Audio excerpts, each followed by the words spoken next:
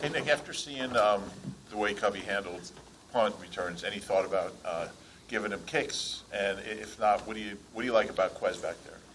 Yeah, Quez gives us an element of big-time speed to be able to hit it back there. So, I'm not going to say who was going to be back there to start things off, but Covey did a nice job as far as the punt returns. That is obviously noticed. And then, that's why we like Quez back there with his ability to hit it with speed.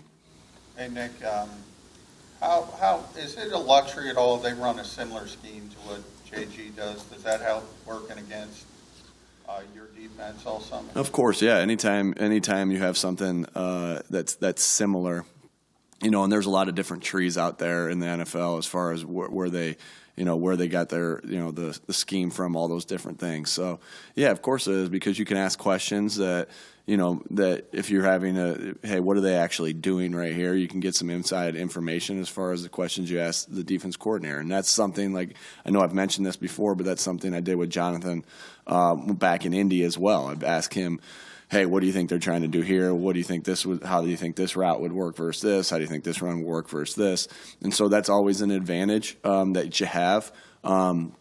And that's something that we definitely, again, we'll leave no stone unturned, and definitely have had a lot of communication with the defensive guys this week. Same thing, obviously Nick Rollis was on the staff at Minnesota, and so was Jonathan Gannon with some of these guys. So we've had conversations about players as well, and just how they different things that make them go. At the owners' meetings, when talking about Zach Pascal, you explained that in Indy he was the best 4 or 5 receiver in the league, and explain the characteristics. Are those characteristics hard to find for that role specifically? Yeah, I don't think that's there's not a ton of those guys out there, right? A wide receiver that is going to go out and do the dirty work. Sometimes that's not always that position there where the guys will go do that. Whether that is because of it could be for multiple reasons, right? But so yeah, I think that's a hard quality to find, and for your number 4 or 5 receiver, because you got to have confidence that you can throw him the ball as well. And so we do that with every player, right? We're like, okay, we're looking for this and this guy, and we have our conversations with Howie about it, right? We're looking for this and this type of player. But all those skills are going to be tough to find. I mean, you're looking for good players in it, but yes, that is to me, at that position, that's a hard skill to find, and I'm just glad we have it in Zach. Nick, I guess Jalen Reagor was asked, you look at this as a revenge game, and he said, yeah, sure, why not? But how do you react to Jalen Reagor coming back? Anytime we play a team that I used to coach on, I'm like, hey, let's go. I want to, I love those guys over there, but I really want to get the best of them, because, it's just a continuation. All the times I used to practice, you used to go against them in practice and stuff like that. So I think that's normal reaction for anybody to have that is coming back to play at their old place. And so, but I just think that's normal. And like I said, I go through it as well. Nick, do you see a lot of in Kevin O'Connell? Do you see a lot of Sean McVay and the way he coached in that first game and his philosophy? Small sample size, but yeah, I mean, when you go somewhere else and you're starting new, of course you're going to do things the way that you did them when you won the Super Bowl, right? And I got a lot of respect for Coach O'Connell. He's done a really nice job of, and I think he's a really good coach.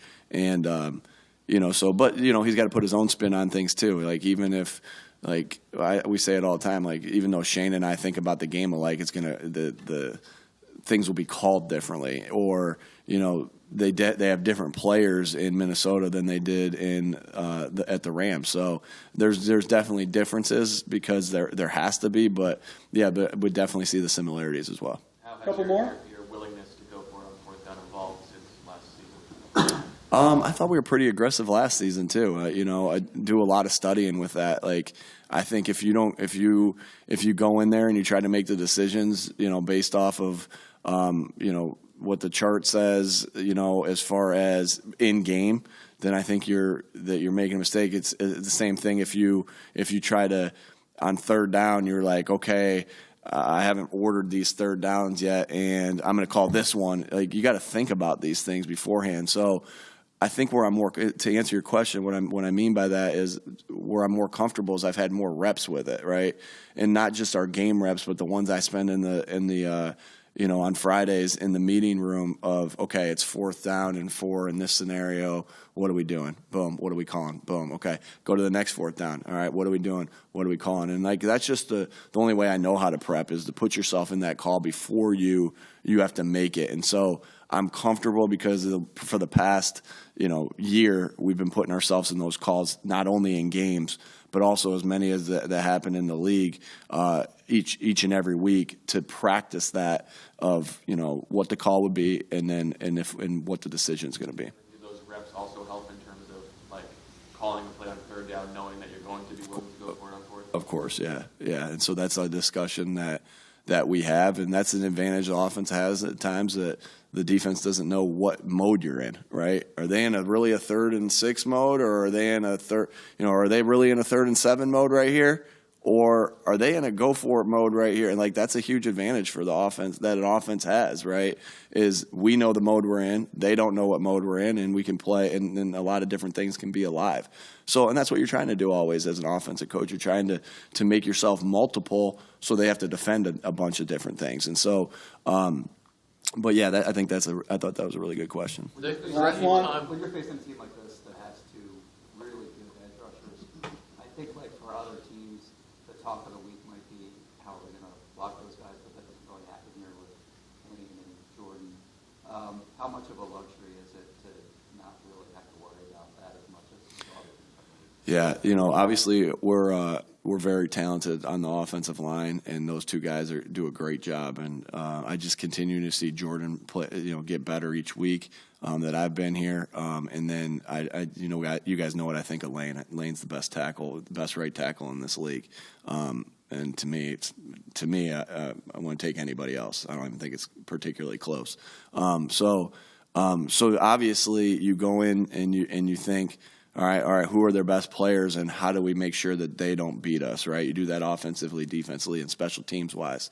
And of course with us, we're like, well, and Lane's one of our best players too, right? And so good, we'll be all right. We'll be all right there. But that doesn't mean we still don't go through the process of we still don't have plays in to help out the edge when we need to. So it's a little bit, yes. Yeah, we're very comfortable with our personnel, but we also throw some help at them every now and then. And so that's something that's always been on our mind as soon as I've gotten into this league where this, and it's because of good coaches I've been around is how are you going to stop the guys that can wreck the game, and defensive end is the first place you always look. You look at corner and defensive end more than anything in my mind. As an offensive coach and defensive end, we when I was in the the AFC West, when I was with the Chargers, everybody had 2 good ones, right? The Raiders at the time had Bruce Irvin and Khalil Mack, and excuse me, the Chiefs had Justin Houston and Tamba Ali, and the Broncos, goodness, they had Von Miller.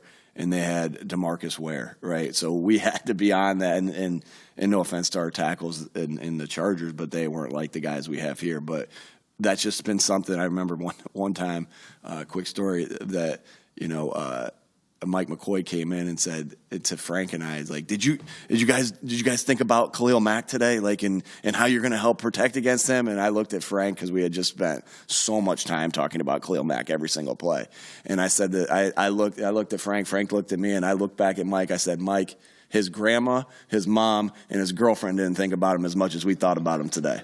So to answer your question. All right. Thanks, folks. Thank you.